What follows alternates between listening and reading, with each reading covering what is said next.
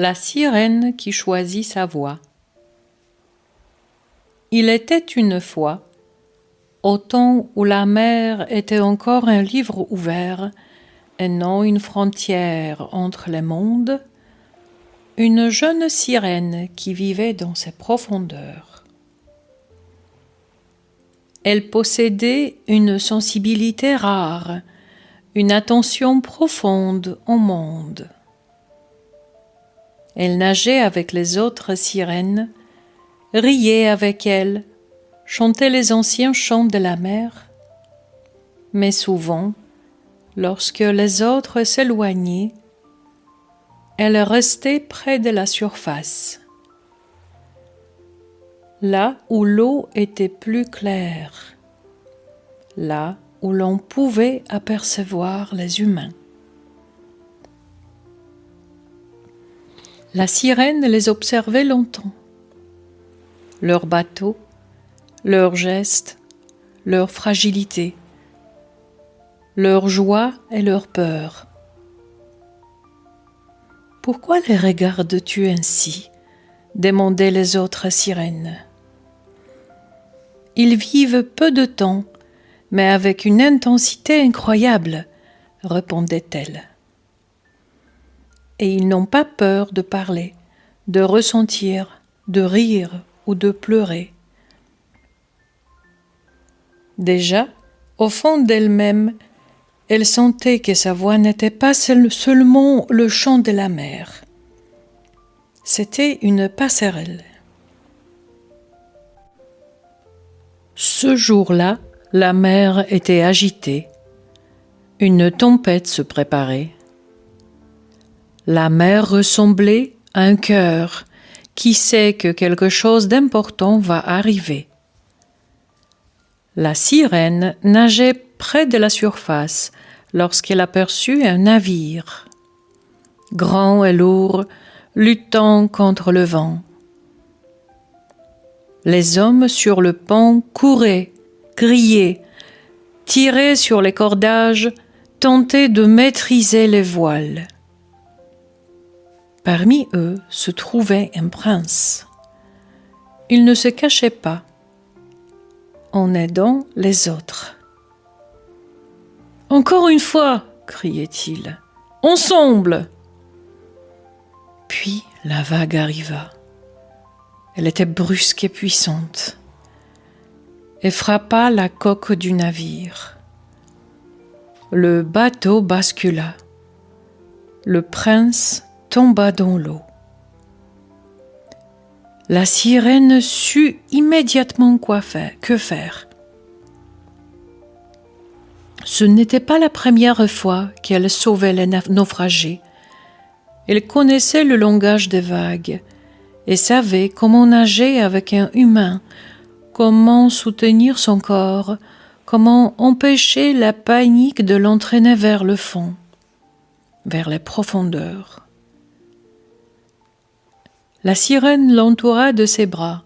« Respirez, murmura-t-elle doucement. Je suis là. » Et elle se mit à chanter. Oh, sa voix était comme un fil auquel le prince pouvait s'accrocher, comme une promesse que le moment de partir n'était pas encore venu. « Ne vous endormez pas, » chuchota-t-elle en nageant vers le rivage. « Encore un instant, encore un souffle. » La sirène le déposa avec précaution sur les rochers. Elle continua de chanter jusqu'à ce que sa respiration revienne. Quand le prince ouvrit ses yeux, il la vit dans toute sa resplendisseur. Il était épuisé, étourdi, et pourtant, au plus profond de lui, il sentit que sa vie venait de changer pour toujours. « Qui êtes-vous » murmura-t-il. « Qui êtes-vous » La sirène lui offrit un sourire qu'il n'oublierait jamais. Puis, elle disparut. À partir de ce jour-là, la sirène comprit qu'elle devait découvrir qui était au-delà de la mer. Elle ne voulait pas devenir humaine. Elle souhaitait rester elle-même partout, dans les profondeurs de la mer et sur la terre ferme. Alors, elle descendit dans les profondeurs jusqu'à la sorcière de la mer. « Connais-tu le prix de la vie sur la terre ferme ?» demanda la sorcière. « Je veux le découvrir, » répondit la sirène. La sorcière lui montra 2 visions.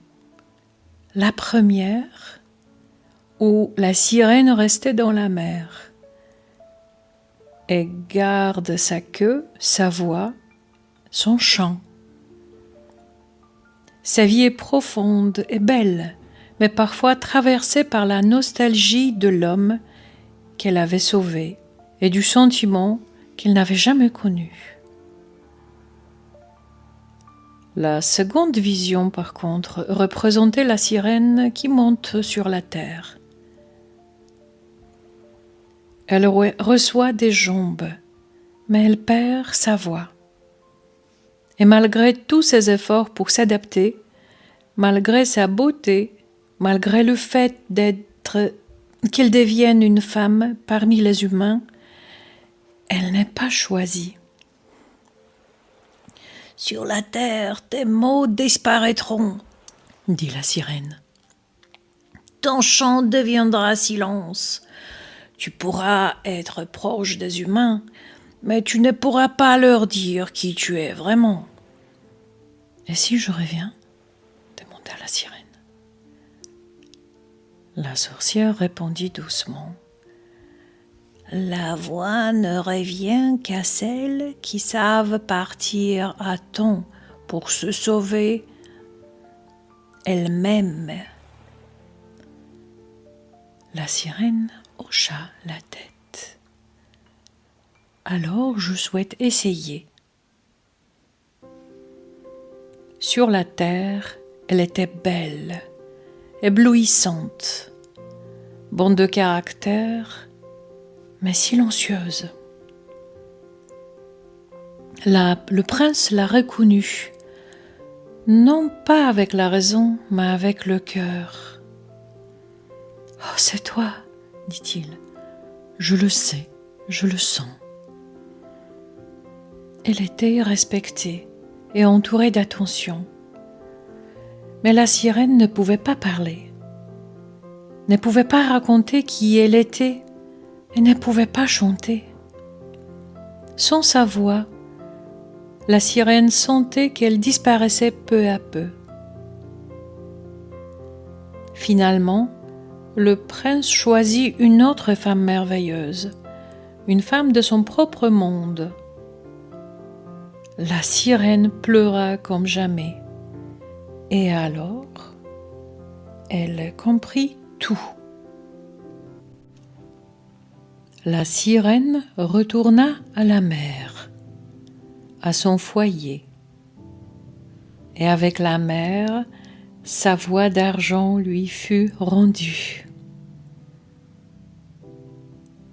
Hélas, son cœur était encore lourd. Au début, elle se sentit seule. Alors elle se mit à chanter. Avec des coraux et de la lumière, elle construisit une école du chant, un lieu où l'on apprenait le courage de la voix. Les jeunes sirènes commencèrent à venir. Puis les plus âgées. Un jour, sa maman vint lui rendre visite avec sa grand-mère. « Nous sommes si heureuses que tu sois revenue parmi nous. » Et sa mamie ajouta doucement. « Nous le savions. Celui qui t'est destiné ne pourra te trouver que lorsque tu es pleinement toi-même. » La mamie de la sirène avait raison. Il la trouva. Un triton qui écoutait sans peur, qui aimait sa voix, son histoire et ses choix. Il était émerveillé par elle. Tous les deux, ils construisirent une maison remplie de rire et d'amour. Ils eurent de merveilleux enfants et leur apprirent à chanter et à nager. Ils formaient un couple magnifique. Bien évidemment, ils vécurent longtemps et heureux. Ainsi, la sirène eut tout. Elle connut la terre, elle sauva sa voix, elle choisit d'être elle-même. Et la mer murmure encore aujourd'hui: tu n'as pas besoin de renoncer à tes dons ni à qui tu es pour être aimé. Il suffit de savoir quand revenir vers sa propre lumière et en prendre soin.